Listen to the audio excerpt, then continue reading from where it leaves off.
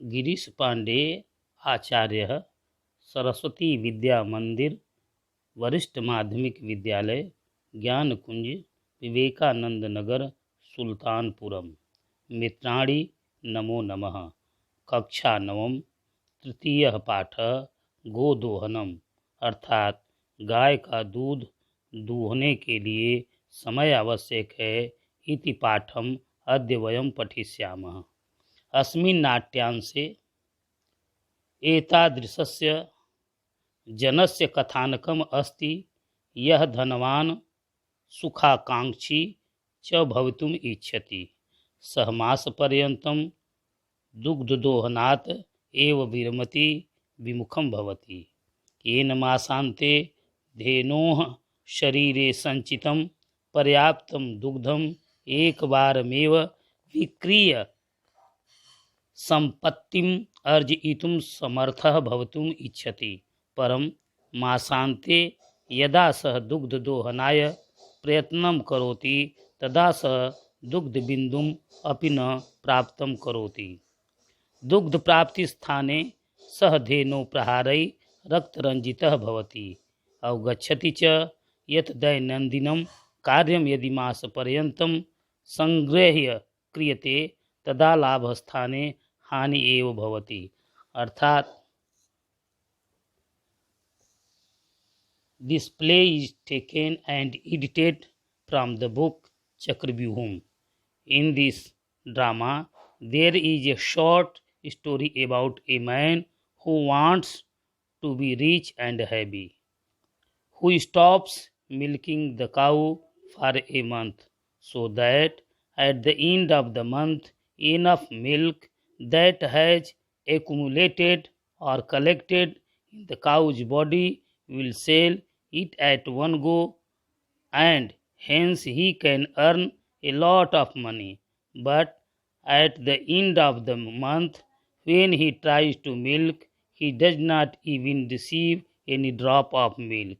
Instead of getting milk, he gets soaked in blood with the cow kick.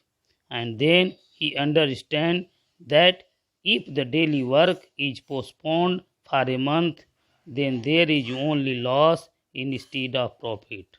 कहने का अर्थ है कि अगर कोई काम समय से नहीं किया जाता उसका परिणाम भयावह होता है, लाभ के स्थान पर हानि ही प्राप्त होती है। आइए इस पाठ में देखते हैं।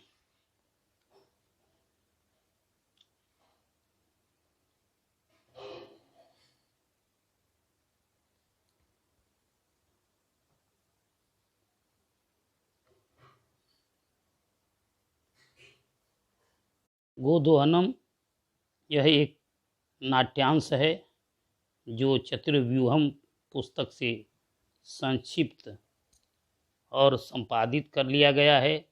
इस नाटक में ऐसे आदमी की लघु कहानी है, छोटी कहानी है, जो धनवान और सुखी होने को इच्छुक है, जो महीने भर तक गाय का दूध दोहन करना ही रोक देता है, जिससे महीने के अंत में गाय के शरीर में जमा हुआ इकट्ठा हुआ पर्याप्त दूध को एक बार में ही बेचकर संपत्ति अर्जित करने के लिए समर्थ हो जाए। लेकिन महीने के अंत में जब वह दूध दोहन के लिए प्रयास करता है तब वह दूध का एक बूंद भी प्राप्त नहीं करता है।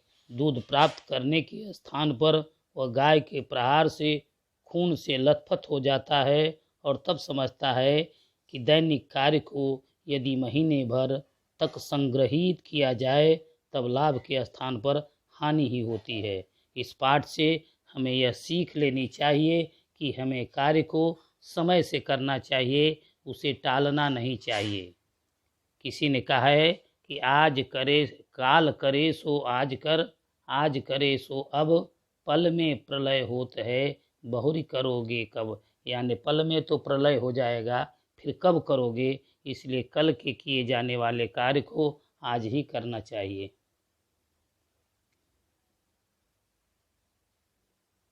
प्रथम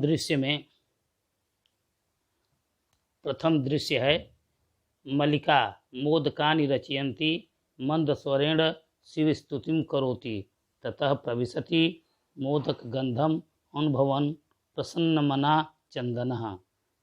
मल्लिका मोदक के बनाती हुई धीमी स्वर में शिव की स्तुति करती है, तब प्रवेश करता है लड्डुओं के सुगंध को अनुभव करता हुआ खुशमन से चंदन। चंदन कहता है, हा सुगंधस्तु मनोहर विलोक्य अय मोदकानि रच्यन्ते प्रसन्नः भूत्वा आस्वादयामि तावत् मोदकं ग्रहीतुम् इच्छति। मल्लिका सक्रोधम विरम विरम मा स्पृश एतानि मोदकानि। चंदनः किमर्थं क्रुध्यसि तव हस्तनिर्मितानि मोदकानि दृष्ट्वा अहं जिह्वा लोलुपतां नियन्त्रयितुम् अक्षमः अस्मि। किं न जानसि त्वदिदम्। अर्थात चंदन, वाह सुगंध तो मनोहर है, देखकर अरे लड्डू बनाए जा रहे हैं, खुश होकर चखता हूँ, तब तो लड्डू लेने के लिए इच्छा करता है। मल्लिका क्रोध के साथ, रुको रुको मत छुओ इन लड्डुओं को। चंदन कहता है, किस लिए क्रोध करती हो? तुम्हारे हाथों के बने हुए लड्डुओं को देखकर मैं जीभ के लालच को नियंत्रित करने के लिए असमर्थ हूँ। क्या तुम यह नहीं जानती हो? मल्लिका सम्यक जानामि नाथ, परम एतानि मोदकानि पूजा निमित्तानि सन्ति। चंदनः तर्हि शीघ्रमेव पूजनं संपादय प्रसादं च देहि। मल्लिका भो अत्र पूजनं न भविष्यति, अहं स्वसखिभिः सह श्वः प्रातः काशी विश्वनाथ मंदिरं प्रति गमिष्यामि, तत्र गंगा स्नानं धर्मयात्राञ्च वयं करिष्यामः। चंदनः सखिभिः सह न मया सह विषादं नाटयति। मल्लिका आम चंपा गौरी माया मोहिनी कपिलाद्याः सर्वाः गच्छन्ति, अतः मया तवागमनस्य औचित्यं नास्ति। वयं सप्ताहान्ते प्रतिगमिष्यामः, तावत् गृहव्यवस्थां धेनो दुग्धदोहन व्यवस्थां च परिपालय। मल्लिका कहती है, ठीक से जानती हूँ नाथ, लेकिन ये लड्डू पूजा के लिए हैं। चंदन तब जल्दी ही पूजा को समाप्त करके और प्रसाद दो। मल्लिका अरे यहाँ पूजन नहीं होगा, मैं सखियों के साथ कल सुबह काशी विश्वनाथ मंदिर जाऊंगी, वहाँ गंगा स्नान और धर्म यात्रा हम लोग करेंगे। चंदन सखियों के साथ, मेरे साथ नहीं, दुखी भाव से नाटक करते हुए। मल्लिका हाँ, चंपा गौरी माया मोहिनी कपिला आदि सभी जाती हैं, इसलिए मेरे साथ आपका जाना उचित नहीं है। हम लोग सप्ताह के अंत तक आ जाएंगे, तब तक आप घर की व्यवस्था को और गाय के दूध दोहन की व्यवस्था को देखो, अर्थात संभालो। द्वितीय दृश्य में हम देखेंगे, चंदनः अस्तु गच्छ सखिभिः सह धर्मयात्रया आनंदिता च भव, अहम सर्वम् अपि परिपालयिष्यामि, शिवास्ते सन्तु पंथानः। चंदनः मल्लिका तु धर्मयात्रायै गता, अस्तु दुग्धदोहनं कृत्वा ततः स्वप्रातराशस्य प्रबन्धं करिष्यामि। स्त्रीवेषं धृत्वा दुग्धपात्रहस्तः नन्दिन्याः समीपं गच्छति। उमा मातुलानि मातुलानि। चंदनः उमे अहं तु मातुलः, तौ मातुलानि तु गंगास्नानार्थं काशीं गता अस्ति, कथय किं ते प्रियकरवाणि। द्वितीय दृश्य में चंदन कह रहा है, अच्छा जाओ सखियों के साथ और धर्म यात्रा आनंदित हो, मैं भी सब देख लूँगा, तुम्हारी यात्रा मंगलमय हो। चंदन मल्लिका तो धर्म यात्रा के लिए गई, ठीक है, दूध दोहन करके फिर अपना सुबह का भोजन का प्रबंध करूँगा। स्त्री वेश धरकर दूध का पात्र हाथ में लिए हुए गाय के नज़दीक जाता है। उमा मामी मामी। चंदन कहता है, उमा मैं तो मामा हूँ, तुम्हारी मामी तो गंगा स्नान के लिए काशी गई है, कहो तुम्हारे लिए क्या अच्छा करूँ।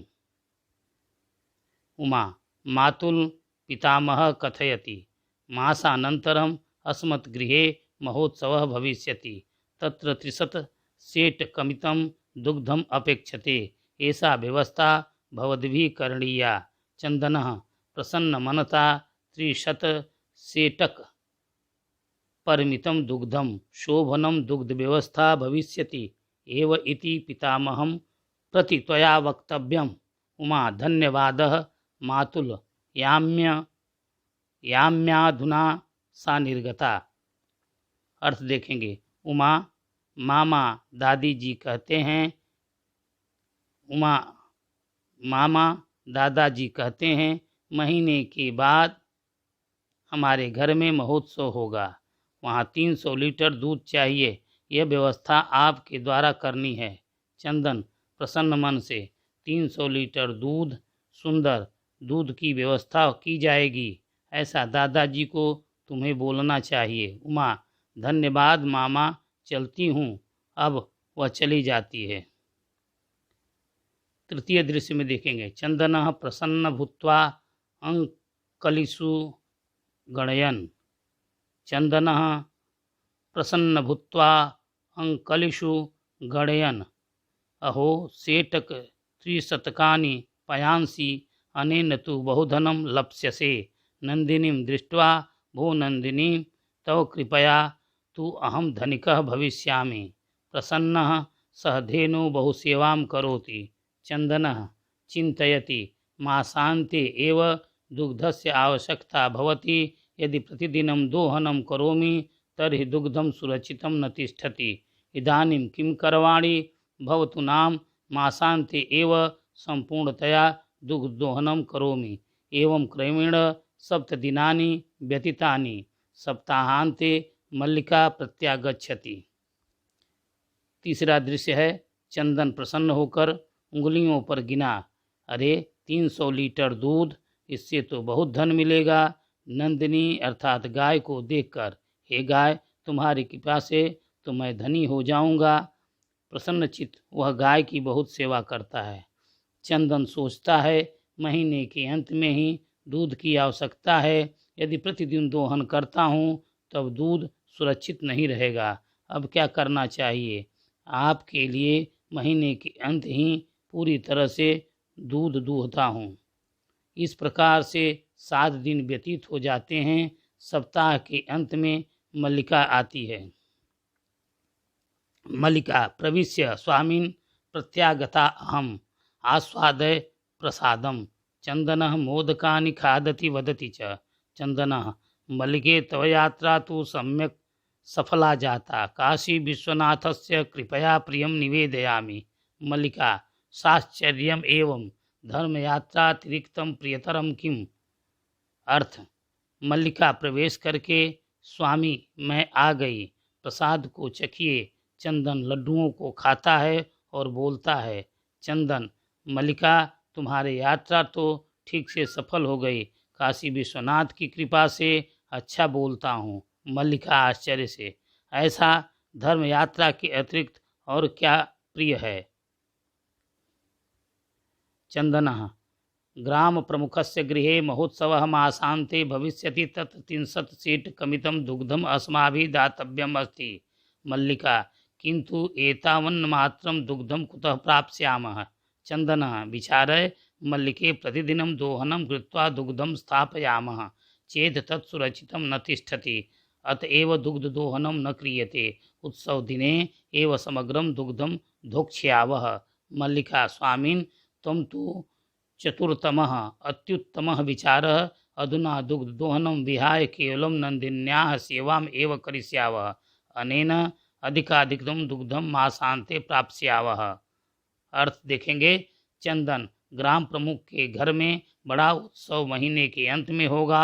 वहाँ 300 लीटर दूध हमारे द्वारा देना है। मल्लिका लेकिन इतना मात्र में दूध कहाँ से आएगा? चंदन विचार करो मल्लिका, अगर प्रतिदिन दोहन करके दूध रखेंगे तो वह सुरक्षित नहीं रहेगा, इसलिए दूध दोहन नहीं करते हैं। उत्सव के दिन में ही एव सारा दूध दूह लेंगे। मल्लिका स्वामी तुम तो बहुत चतुर हो, अति उत्तम विचार है। अब दूध दोहन छोड़कर केवल नंदिनी की सेवा ही करोगे। इससे से अधिक दूध हम लोगों को महीने के अंत में प्राप्त हो जाएगा।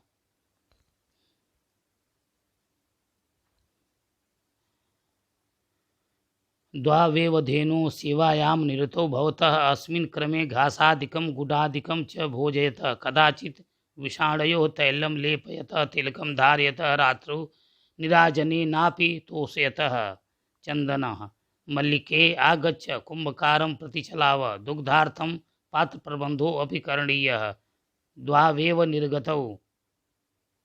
अर्थ है दोनों ही गाय की सेवा में लग जाते हैं। इस क्रम में घास आदि और गुड़ आदि खिलाते हैं, कभी सींगों में तेल लगाते हैं, तिलक लगाते हैं, रात को आरती से भी संतुष्ट करते हैं।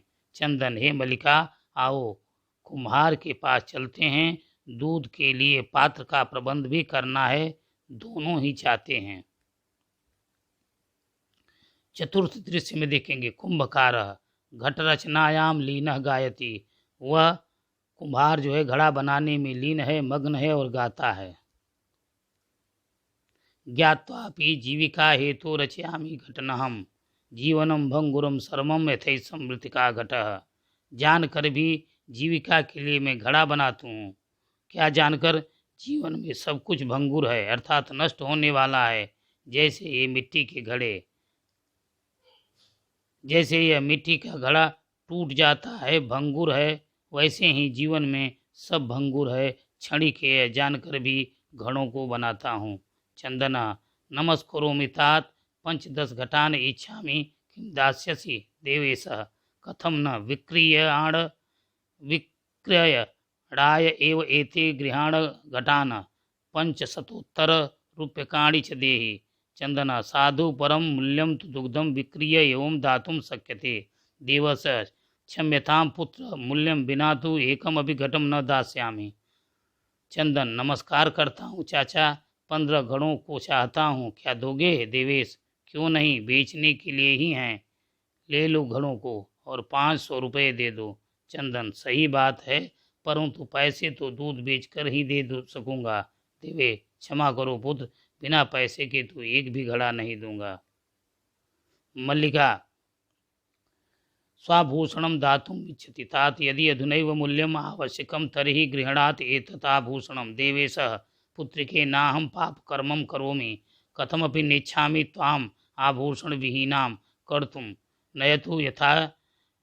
नयतु यथा विलसितान् घटान् दुग्धं विक्रीय एवं घटमूल्यं ददातु। उभौ धन्योऽसि तात धन्योऽसि। अर्थ देखेंगे मल्लिका अपने गहने देने की इच्छा करती है, चाचा यदि अभी ही पैसे आवश्यक है तो ये आभूषण ले लो। देवेश पुत्री मैं ये पाप कर्म नहीं करता हूँ, किसी भी तरह से नहीं चाहता हूँ तुम्हें आभूषण विहीन कर लेना, ले लो जितनी मर्जी उतने घड़ों को, दूध बेच कर ही घड़ों का मूल्य देना। दोनों धन्य है तात धन्य है। पंचमम दृश्यम, पंचम दृश्य में मासानंतरम संध्याकालः एकत्र रिक्ताः नूतन घटाः सन्ति दुग्ध क्रेतारः अन्ये च ग्रामवासिनः अपरत्र आसीनाः। चंदन धेनुं प्रणम्य मंगलाचरणं विधाय मल्लिकाम् आह्वयति। मल्लिके सत्वरम् आगच्छ। मल्लिका आयामि नाथ दोहनम् आरभस्व। तावत् चंदन यदा धेनोः समीपं गत्वा दुग्धुम् इच्छति तदा धेनुः पृष्ठपादेन प्रहरति। चंदनश्च पात्रेण सह पतति। नंदिनी दुग्धम देहि किं जातं ते पुनः प्रयासं करोति। नंदिनी च पुनः पुनः पादप्रहारेण ताडयित्वा चंदनं रक्तरंजितं करोति। हा हतोऽसि चित्कारं कुर्वन् पतति। सर्वे आश्चर्येण चंदनम अन्योन्यं च पश्यन्ति। महीने के अंत में शाम को नए घड़े एकत्र करके खाली रखे हैं। दूध खरीदने वाले और अन्य ग्रामवासी आसपास बैठे हैं। चंदन गाय को प्रणाम करके मंगलाचरण पढ़ करके मल्लिका को बुलाता है। मल्लिका जल्दी से आओ।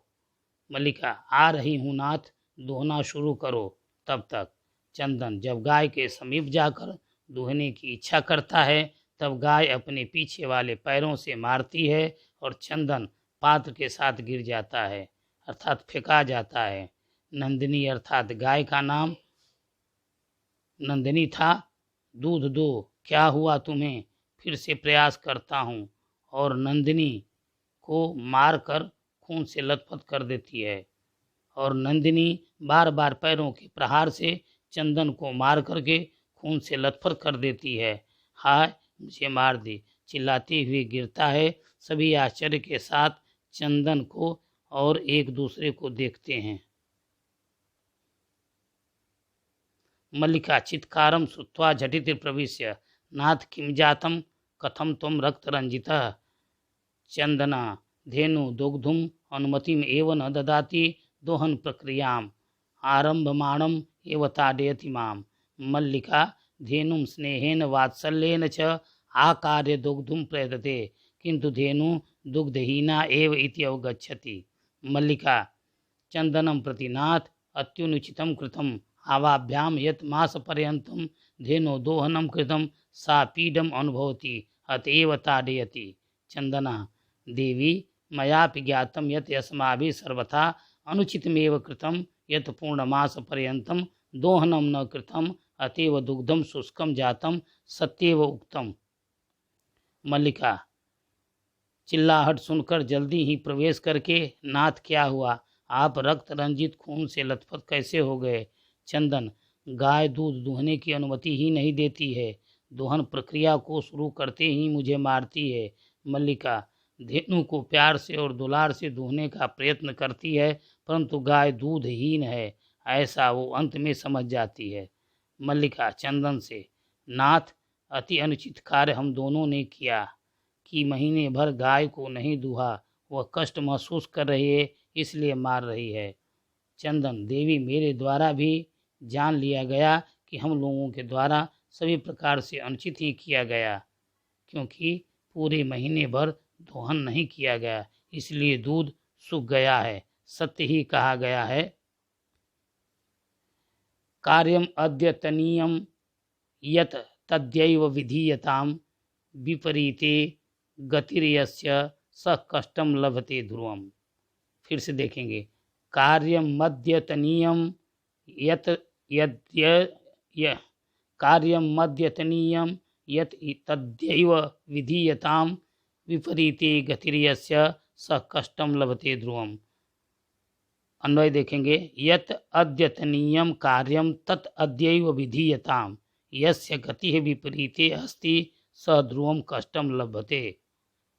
जो काम आज करना है उसे आज ही करना चाहिए, जो इसके उलट जाता है विपरीत जाता है वह निश्चय ही दुख को प्राप्त करता है, अर्थात वह कष्ट को प्राप्त करता है।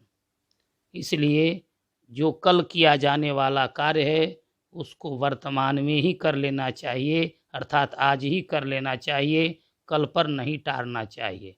किसी ने कहा है, the work that has to be done today should be done today.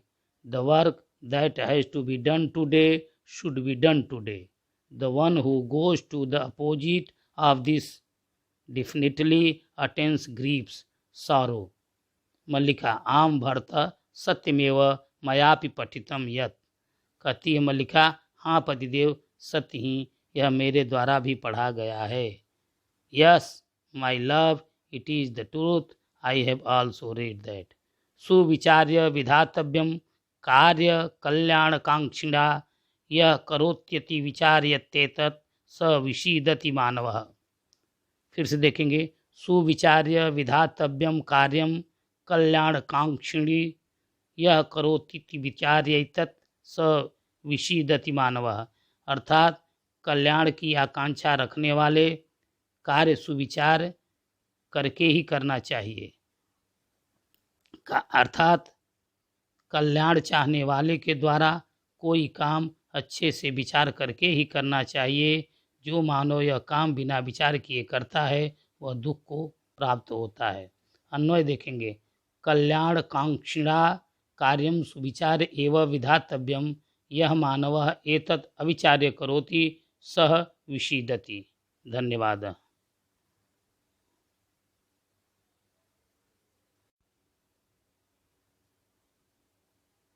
किंतु प्रत्यक्षतया अद्य वयम् अनुभूतम् एतत् सर्वे दिनस्य कार्यं तस्मिन् एव दिने कर्तव्यम् यह एवं न करोति स कष्टं लभते ध्रुवम्। जवनिका पतनम सर्वे मिलित्वा गायन्ति। अर्थात प्रत्यक्ष रूप से यह आज ही अनुभव हुआ। सभी दिन का काम उसी दिन में ही करना चाहिए, ऐसा नहीं करता है वह कष्ट प्राप्त करता है। पर्दा गिरता है, सभी मिलकर गाते हैं। आदानस्य प्रदानस्य कर्तव्यस्य च कर्मणः क्षिप्रम अक्रियमाणस्य कालः पिबति तद्रसम। अन्वय देखेंगे। क्षिप्रम अक्रियमाणस्य आदानस्य प्रदानस्य कर्तव्यस्य च कर्मणः तद्रसम कालः पिबति।